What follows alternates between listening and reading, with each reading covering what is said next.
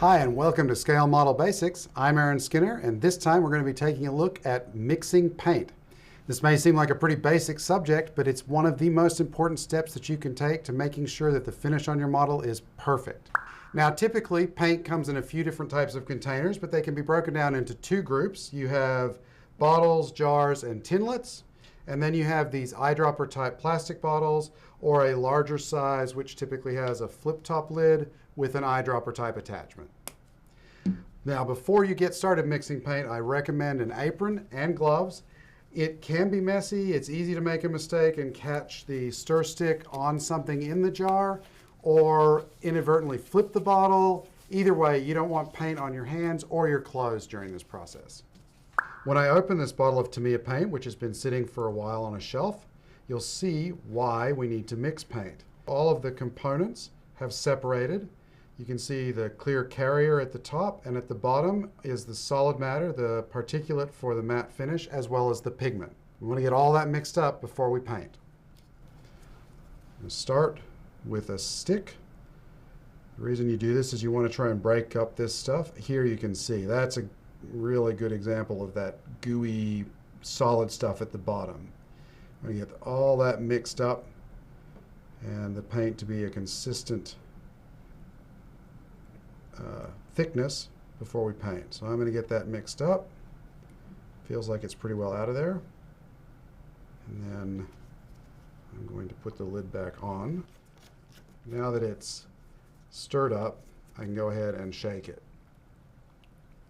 And you can do this for a minute or two to really be sure you've got that paint mixed. You can't mix the paint too much.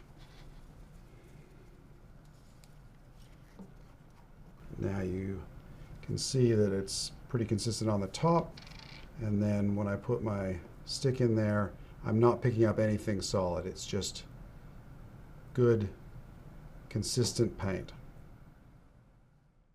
For enamels or lacquers that come in tinlets like this Revell color, you can follow the same process that we did with the Tamiya paint in the jar. Pop the lid, stir it, and then shake it.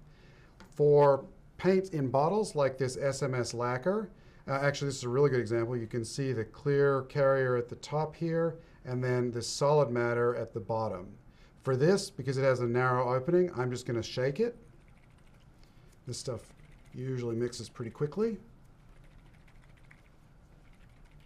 And you can already see that the solid matter, that white matter and so forth that was at the bottom is gone. And a really good way to tell in a bottle like this that you've got it mixed all the way is you should be able to turn it up and see bubbles around the bottom of the bottle. That means that all that solid matter is mixed up. And this stuff is, I think, airbrush ready out of the bottle, as I recall, and so you should be good to go right then and there. Moving on to the plastic eyedropper type bottles, these take a little bit of a different approach. You're not going to need these stir sticks at all because it's almost impossible to get a stir stick down in there. The little eyedropper attachment can be removed, but it's messy and difficult and just an unpleasant way to go about it. So what you're going to want to do, as an example with this ammo of Mig Jimenez acrylic, you can see that it's been sitting for a while. It's clear, kind of a milky liquid at the top, and all the sediment is at the bottom. So with this, you're just going to want to shake it. And again, you really can't shake this too much, but you want to be sure that you can get all of that sediment and pigment and particulate mixed into the paint. It can help to turn the bottle around in different directions. All right, it's taken a little while to get this bottle mixed up because it was sitting for a while, but it looks like I'm seeing bubbles at the bottom. So you can see that it's pretty consistent color all the way through. Now this is a lacquer that comes in a plastic bottle, very similar to that one, but as you can tell from the noise, this has an agitator built into it, which will help mix the paint up. Now some bottles will come with agitators already built, kind of like spray cans. Others, you can add agitators too, but here's the thing about the agitators. Don't throw just any old heavy object into a bottle of paint. Use a ball bearing or something that's designed to be a paint agitator. Otherwise, you can have reactions to the paint. Steel balls, raw steel balls can rust and put a rust pigment into your paint. Not a great idea.